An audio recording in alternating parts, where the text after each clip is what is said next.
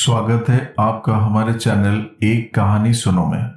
अगर आपको हमारे भारत के संस्कृति और पौराणिक कथाएं अच्छी लगती है तो कृपया हमारे चैनल को सपोर्ट करें, लाइक, शेयर और सब्सक्राइब करें।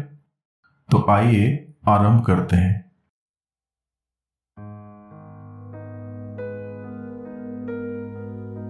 मनुष्य लोभ में वशीभूत होकर हर प्रकार का पाप करने से पीछे नहीं हटता। लोभी व्यक्ति कभी भी स्वाभिमानी नहीं हो सकता। मनुष्य एक ऐसा जीव है जिसकी ना तो कभी जिज्ञासा मरती है और ना ही कभी कोई इच्छा। जैसे जैसे मनुष्य की आयु बढ़ती है उसकी लालसा बढ़ती जाती है। साथियों, बहुत दिन पहले की बात है। एक जंगल में एक मृग था। सोने के रंग में ढला हुआ उसका सुंदर सजीला बदन माणिक, नीलम और पन्ने की कांति की चित्रांगता से शोभायमान था। मखमल से मुलायम उसके रेशमी बाल, आसमानी आंखें तथा तरह से स्फटिक से उसके खूर और सींग सहज ही किसी का मन मोह लेने वाले थे। तभी तो जब भी वो वन में चौकड़ियां भरता तो उसे देखने वाला हर कोई आह भर उठता। जाहिर है कि वो एक साधारण मृग नहीं था। उसकी अप्रतिम सुंदरता उसकी विशेषता थी, लेकिन उससे भी बड़ी उसकी विशेषता ये थी कि वह विवेकशील था और मनुष्य की तरह बातचीत करने में भी समर्थ था। पूर्व जन्म के संस्कार से उसे ज्ञात था कि मनुष्य स्वभावत एक लोभी प्राणी है और लोभवश वो मानवीय करुणा का भी प्रतिकार करता आया है। फिर भी सभी प्राणियों के लिए उसकी करुणा प्रबल थी और मनुष्य उसके करुणा भाव के लिए कोई अपवाद नहीं था। यही करुणा उस मृग की सबसे बड़ी विशिष्टता थी। एक दिन वो जब वन में स्वच्छंद विहार कर रहा था तो उसे किसी मनुष्य की चित्कार सुनाई दी। अनुसरण करता हुआ जब वो घटना स्थल पर पहुंचा तो उसने वहां की पहाड़ी नदी की धारा में एक आदमी को बहता पाया। मृग की करुणा सहज ही फूट पड़ी। वह तत्काल पानी में कूद पड़ा और डूबते व्यक्ति को अपने पैरों को पकड़ने की सलाह दी। परंतु डूबता व्यक्ति अपनी घबराहट में मृग के पैरों को ना पकड़ उसके पीठ के ऊपर सवार हो गया। नाजुक मृग उसे झटक कर अलग कर सकता था, मगर उसने ऐसा नहीं किया। परंतु अनेक कठिनाइयों के बाद भी उस व्यक्ति को अपनी पीठ पर लाद बड़े संयम और मनोबल के साथ किनारे पर ला खड़ा किया। सुरक्षित आदमी ने जब मृग को धन्यवाद देना चाहा तो मृग ने उससे कहा, अगर तू सच में मुझे धन्यवाद देना चाहता है तो ये बात किसी को भी नहीं बताना कि तूने एक ऐसे मृग द्वारा पुनर्जीवन पाया है जो एक विशिष्ट स्वर्ण मृग है, क्योंकि तुम्हारी दुनिया के लोग जब मेरे अस्तित्व को जानेंगे तो वे निस्संदेह मेरा शिकार करना चाहेंगे। इस प्रकार उस व्यक्ति को विदा कर मृग पुनः अपने निवास स्थान को चला गया। ऐसे कुछ दिन बीत गए।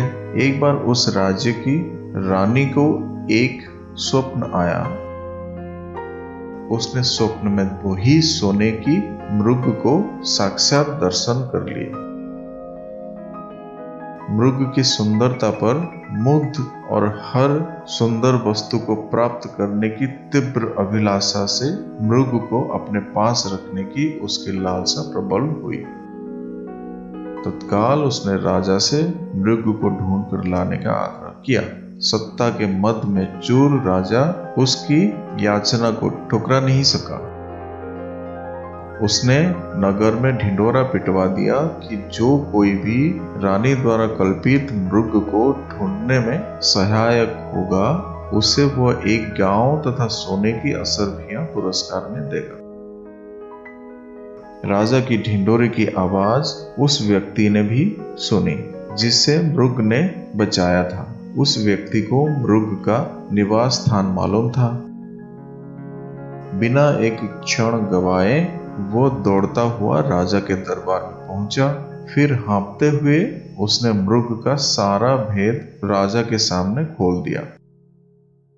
राजा और उसके सिपाही उस व्यक्ति के साथ तत्काल उस वन में पहुंचे और मृग के निवास स्थल को चारों ओर से घेर लिया। उनकी खुशी का ठिकाना नहीं रहा जब उन्होंने मृग को रानी की बताई छवि के बिल्कुल अनुरूप पाया। राजा ने तब धनुष साधा और मृग उसके ठीक निशाने पर था। चारों तरफ से घिरे मृग ने तब राजा से मनुष्य की भाषा में ये कहा, राजन, तुम मुझे मार डालो, मगर उससे पहले ये बताओ कि तुम्हें मेरा ठिकाना कैसे मालूम हो। उत्तर में राजा ने अपने तीर को घुमाते हुए उस व्यक्ति के सामने रोक दिया जिसकी जान मृग ने बचाई थी। मृग के मुख से तभी एक वाक्य हठात फूट पड़ा। राजा ने जब मृग से उसके संवाद का आशय पूछा तो मृग ने राजा को उस व्यक्ति के डूबने और बचाए जाने की पूरी कहानी सुनाई। मृग की करुणा ने राजा की करुणा को भी जगा दिया था। उस व्यक्ति की कृतज्ञता पर उसे रोष भी आया। राजा ने उसी तीर से जब उस व्यक्ति का संहार करना चाहा तो करुणावतार मृग ने उस व्यक्ति का वध ना करने की प्रार्थना की। मृग की विशिष्टताओं से प्रभावित राजा ने उसे अपने स्थान, अपने राज्य में आने का निमंत्रण दिया। मृग ने राजा के अनुग्रह को नहीं ठुकराया और कुछ दिनों तक वो राजा के आतिथ्य को स्वीकार कर पुनः अपने निवास स्थल को लौट गया। साथियों, लोभ एक क्षणिक प्यास की तरह है जिसकी पूर्ति के लिए मनुष्य अनैतिक बन जाता है और गलत काम करने लगता है। कितनी आसान थी जिंदगी तेरी राहें, मुश्किलें हम खुद खरीदते हैं और कुछ मिल जाए तो अच्छा होता। बहुत पालने पर भी यही सोचते हैं। फिर मिलेंगे साथियों अगली वीडियो में। तब तक के लिए अपना ख्याल रखना और हमेशा हंसते मुस्कुराते रहना।